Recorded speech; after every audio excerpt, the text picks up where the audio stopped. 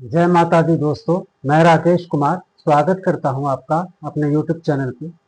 दोस्तों, पिछले एपिसोड में हमने ग्रहों की दृष्टि के बारे में बात की थी और आज उसी श्रृंखला को आगे बढ़ाते हुए हम अष्टम से अष्टम के सिद्धांत के ऊपर बात करेंगे। पर इसके पहले मैं उन लोगों के लिए फिर से ये कहना चाहूँगा जो पहली बार मेरे चैनल को देख रहे हैं कि मेरे इस चैनल को बनाने का उद्देश्य आप सभी को ज्योतिष से संबंधित ज्ञान को इस तरीके से देना है कि आप खुद ही अपनी कुंडली का विश्लेषण करने में सक्षम हो जाएं और साथ ही साथ आप उसका उपाय करने में भी सक्षम हो और आपको अपनी कुंडली को लेके पंडितों और ज्योतिषियों के पीछे भागना ना पड़े। दोस्तों, आज जिस सिद्धांत की हम बात करने जा रहे हैं, जहां तक मुझे पता है इसके बारे में आपको YouTube पर भी कोई जानकारी नहीं मिलेगी, क्योंकि या तो बहुत सारे ज्योतिषियों को ये अष्टम टू अष्टम सिद्धांत पता नहीं है या फिर वो बताना नहीं चाहते हैं ताकि लोगों को उनके पीछे ही भागना पड़े।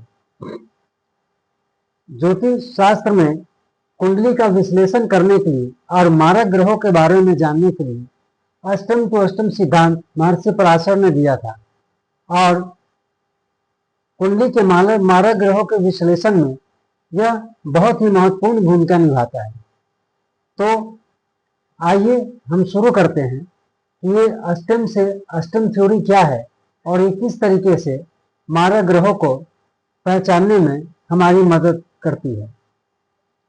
दोस्तों, जैसे कि अभी उदाहरण के लिए मैंने ये मेष लग्न की कुंडली ली है, क्योंकि ये पहला घर लग्न का होता है जो मैंने आपको पिछले वीडियो में बता रखा है, और ये मेष लग्न की कुंडली है क्योंकि इसमें 1 नंबर लिखा है।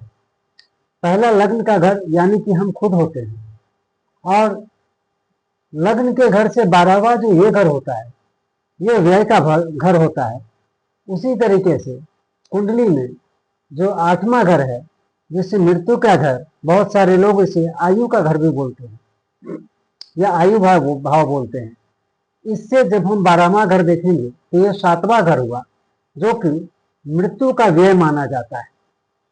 और इस 7वें घर के, जिसे कि हम सप्तमेश भी बोलते हैं, इसके जो स्वामी हुए, जो राशि के मालिक हुए, वो भी मैंने आपको अपने पिछले वीडियो में बता रखा है।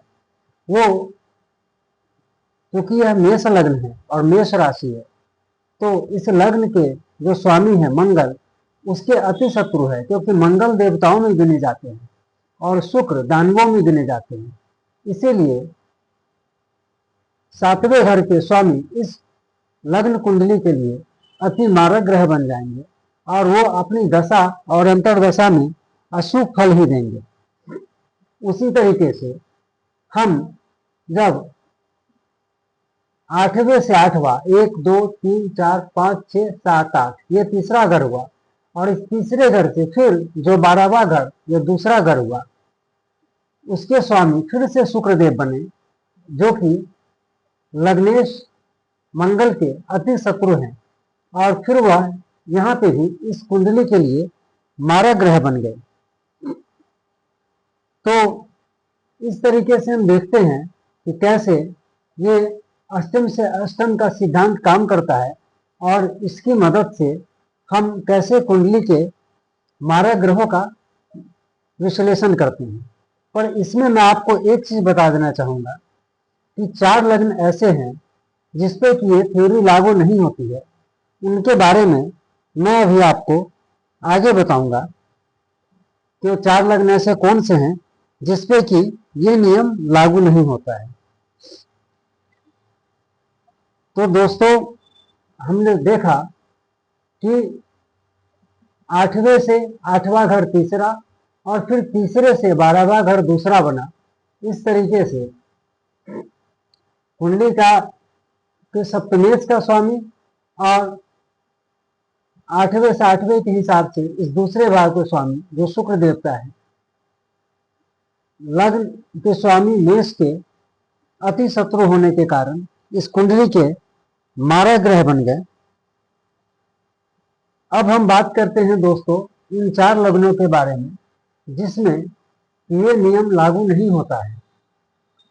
पर उससे पहले मैं आप सबसे ये कहना चाहूँगा कि ऐसी जानकारी को सबसे पहले पाने के लिए आप कृपया चैनल को सब्सक्राइब करें और जानकारी अच्छी लगे तो इसे लाइक और शेयर भी जरूर करें। तो दोस्तों, अब मैं उन लग्नों के बारे में बात करना जा रहा हूं जिसमें कि यह सिद्धांत लागू नहीं होता है। वो लग्न है मिथुन, कन्या, धनु और मीन।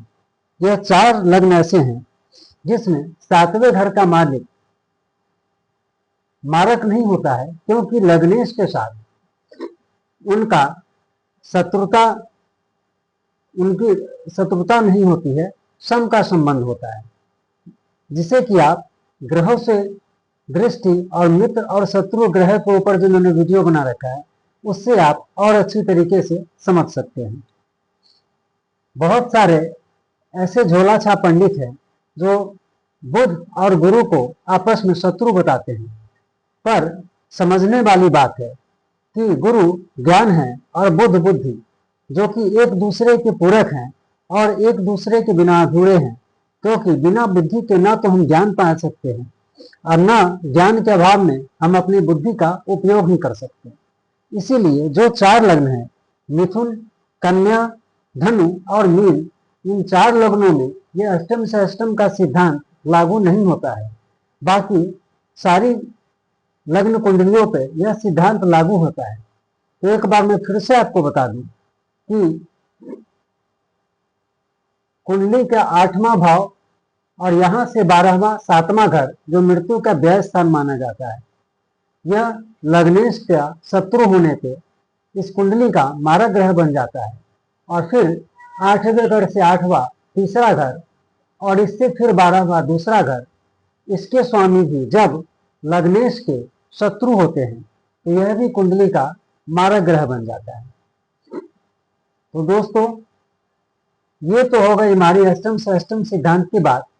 अभी बेसिक ज्योतिषीय ज्ञान में कुछ एपिसोड्स और हैं, उसके बाद हम एक एक लग्न को लेकर उनके मारक ग्रह, उनके कारक ग्रह की चर्चा करेंगे। हर ग्रह की हर घर में प्लेसमेंट के ऊपर बात करेंगे, ताकि आपको जब आप अपनी कुंडली लेकर बैठे तो आपको अपनी कुंडली बिल्कुल क्लियर हो जाए। तब तक के लिए धन्यवाद, नमस्कार।